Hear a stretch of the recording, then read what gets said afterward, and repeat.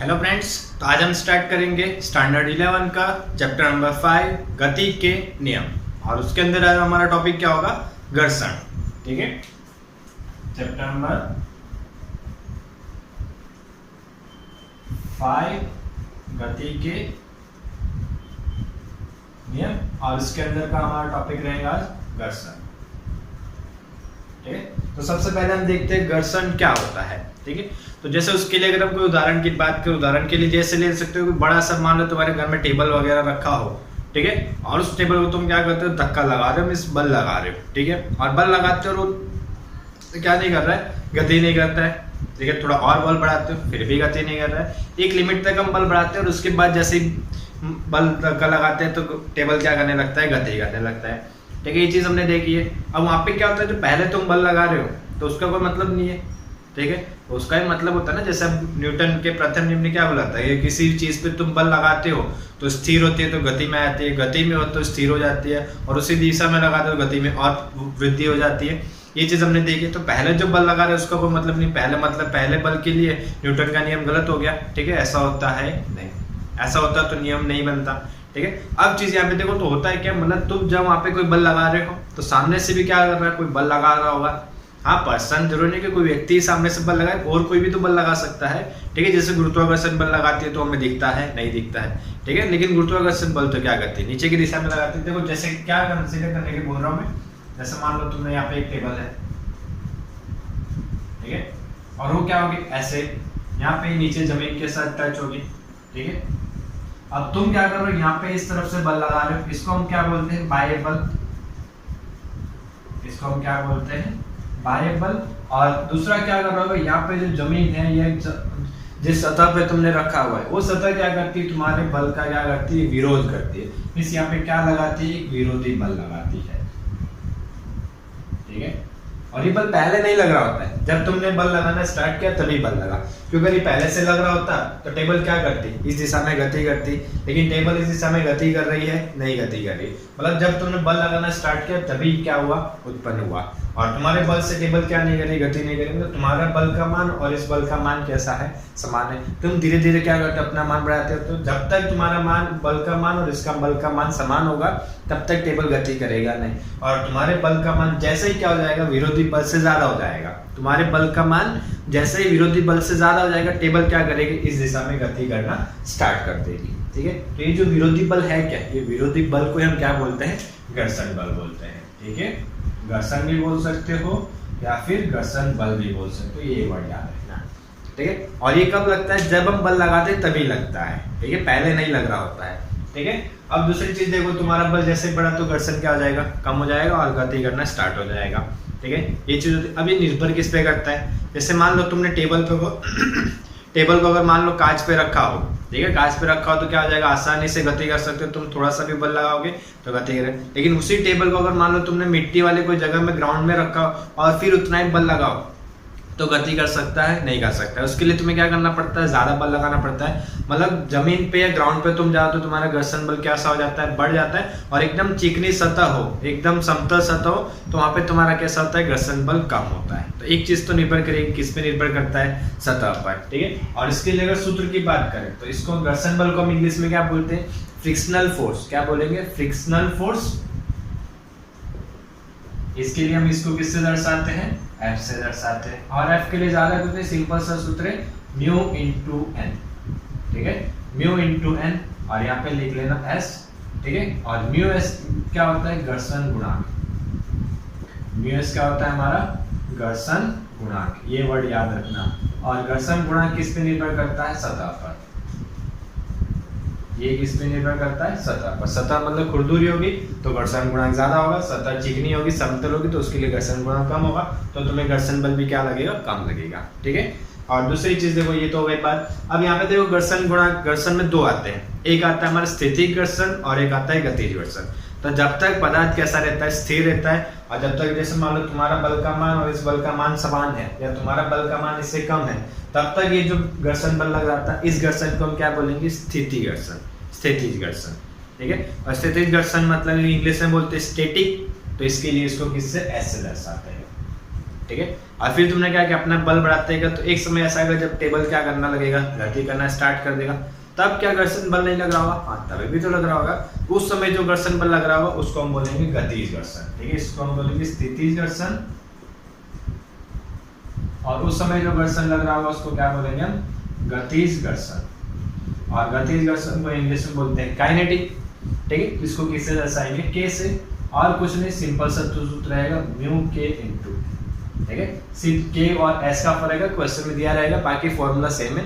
इसको एस से दर्शाते हैं, इसको के से दर्शाते हैं। इसमें भी म्यू के क्या जाएगा, गतिज घर्षण गुणांक, उसमें क्या म्यू क्या होगा, स्थितिज घर्षण गुणांक, ठीक है। ये तो होगी इसकी म्यू की बात। अब दूसरा अगर हम देखें, एन क्या होता है यहाँ पे, अभिलंबवत बल। अभिलंबवत मतलब, अभिलंब का मतलब क्या होता है, लंबवत मतलब जो तुम बल लगा रहे हो उसके लंबवत दिशा। अब देखो उसके लिए जैसे दूसरा कोई एक उदाहरण ले, जैसे मान लो यहाँ पे हमने क्या किया, एक टेबल है और टेबल के ऊपर क्या कर रहे हो, मान लो तुमने कोई बॉक्स रखा हुआ है, ठीक है। और बॉक्स को तुम क्या कर रहे हो, धक्का लगा रहे हो, इस दिशा से बल लगा रहे हो, तो बॉक्स क्या करेगा, गति करेगा। लेकिन क्या होगा, टेबल की जो सतह होगी वो क्या लगा रही होगी, इसकी विपरीत दिशा में घर्षण बल है, देखो। और घर्षण बल हमेशा जहाँ पे दो चीजें जुड़ी रहती है ना वहीं पे लगता है, तो ये घर्षण बल लगा इस दिशा में। अब दूसरा चीज बोलो सर ये द्रव्यमान पे भी तो निर्भर कर सकता है, अगर वहाँ पे द्रव्यमान ज्यादा होता है तो हमें बल ज्यादा लगाना पड़ता है, वही चीज ही होती है। तो घर्षण इसका मान लो द्रव्यमान m हो, ठीक है, तो इस पे क्या लगेगा, गुरुत्वाकर्षण बल mg नीचे की दिशा में। तो क्या बॉक्स नीचे की दिशा में जा रहा है, नहीं, तो बॉक्स का द्रव्यमान किस पे लग रहा है, टेबल पे। बॉक्स का गुरुत्वाकर्षण बल की वजह से किस पे लग रहा है, टेबल पे। और टेबल क्या करेगी, वापस बल लगेगी। तीसरे नियम में हमने पढ़ा था, कोई भी एक पदार्थ दूसरे पदार्थ पे बल लगाता है तो दूसरा पदार्थ भी क्या करेगा, पहले पदार्थ पे बल लगाएगा, ठीक है। तो बॉक्स बल लगा रहा है टेबल पे, तो टेबल भी क्या करेगी, वापस बल लगाएगी किसके ऊपर, बॉक्स के ऊपर, और उसकी दिशा क्या होगी, ऊपर की तरफ। और इसको क्या बोलते हैं, हमने जो बल लगाया इसके कैसा है, लंबवत है, इसके लिए इसको क्या बोलते हैं हम, अभिलंबवत बल। और n इक्वल टू क्या हो जाएगा हमारा mg, क्योंकि ना बॉक्स ऊपर जा रहा है ना बॉक्स नीचे जा रहा है, मतलब इन दोनों बलों का मान कैसा होगा, समान होगा। इन दोनों में से जिसका मान ज्यादा होगा उस तरफ गति करेगा। पाई बल का मान ज्यादा होगा तो पदार्थ बॉक्स इस दिशा में गति करेगा, और घर्षण बल का मान ज्यादा होगा तो बॉक्स गति करेगा नहीं, ठीक है। और इन दोनों का मान कैसा होता है, समान। तो n के लिए हम क्या लिख सकते हैं, n इक्वल टू हमारा होता है mg। तो f के लिए फाइनली हमारा सूत्र क्या आ जाएगा, म्यू s, और यहाँ पे आ जाएगा mg। तो ये भी याद रख सकते हो, या फिर ये दोनों में से कोई भी फॉर्मूला याद रख लो, बेटर रहेगा, ठीक है। और रियल लाइफ में अगर देखो हम घर्षण की बात करें तो घर्षण में क्या हो सकता है, माचिस की जो आती है, माचिस के ऊपर जो तीली होती है, तीली को हम क्या करते हैं, वहाँ पे घिसते हैं, तो वहाँ पे भी घर्षण बल लगता है, और घर्षण बल की वजह से वहाँ पे क्या होता है, आग लगती है, ठीक है। तो वहाँ पे क्या होता है, जो केमिकल एनर्जी होती है वो किस में कन्वर्ट हो जाती है, रासायनिक ऊर्जा किस में कन्वर्ट हो जाती है, हीट ऊर्जा में, उष्मा ऊर्जा में। किसकी वजह से, घर्षण की वजह से। और घर्षण की वजह से क्या उत्पन्न होता है, उष्मा ऊर्जा। और उसी का बेस्ट एग्जांपल हम ले सकते हैं जैसे सर्दियों में। सर्दियों में क्या होती है, मान लो बहुत ज्यादा अगर ठंडी लग रही होती है तो हम क्या करते हैं, दो हाथों का ऐसे घिसते हैं, तो पहली सतह दूसरी सतह पर क्या कर रही होगी, घर्षण बल लगा रही होगी, दूसरी सतह क्या कर रही होगी, पहली सतह पर घर्षण बल लगा रही होगी, और दोनों एक दूसरे पर सतह पर घर्षण बल लगाते हैं, और जिसकी वजह से वहाँ पे क्या उत्पन्न होता है, उष्मा ऊर्जा उत्पन्न होती है, ठीक है। और इसी जगह हम मान लो अगर हाथ में हम तेल वगैरह लेके फिर अगर हम मान लो क्या करें, घिसे, तो वहाँ पे घर्षण क्या हो जाएगा, कम हो जाएगा, क्योंकि सतह कैसी हो जाती है, चिकनी हो जाती है, और घर्षण गुणांक कम हो जाता है। घर्षण गुणांक कम हो तो घर्षण बल कम लगेगा, और घर्षण बल कम लगने की वजह से वहाँ पे जो उष्मा ऊर्जा उत्पन्न होती है वो भी क्या होने लगती है, कम होने लगती है, ठीक है। और बाकी के अब देखो 2 से 3 उदाहरण, सबको कंपलसरी 2-2 उदाहरण एग्जाम्पल लिखने हैं कि घर्षण के 2 फायदे और 2 नुकसान, सभी को कमेंट करना है कंपलसरी। 2 उदाहरण, 2 लाभ और 2 हानि। देखो ये चीज हम ऑलरेडी पढ़ चुके हैं कि घर्षण से हमें क्या क्या फायदा होता है और क्या क्या नुकसान होता है, सभी को कमेंट करना है। 2 लाभ और 2 हानि कंपलसरी, ठीक है। और इसका स्क्रीनशॉट ले लो, और ये 2 फॉर्मूला याद रखना, और इसके लिए कोई परिभाषा नहीं है, ठीक है, तो इतना याद रख सकते हो, ठीक है, और इस तरह से समझा सकते हो तुम।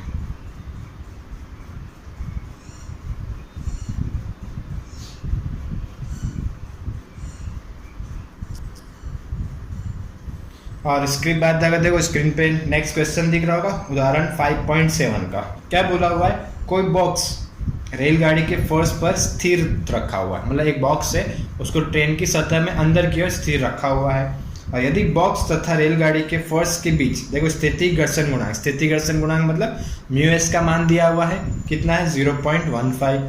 तो रेलगाड़ी पे अधिकतम त्वरण ज्ञात कीजिए कि जो बॉक्स को रेलगाड़ी के फर्श पर स्थिर रखने के लिए आवश्यक है। मतलब क्या निकालने के लिए बोल रहे, रेलगाड़ी का अधिकतम त्वरण, मतलब त्वरण ज्ञात करने के लिए बोल रहे हैं, और जिस कंडीशन पे हमारा बॉक्स कैसा होना चाहिए, स्थिर होना चाहिए। ठीक है, चलो देखो आओ।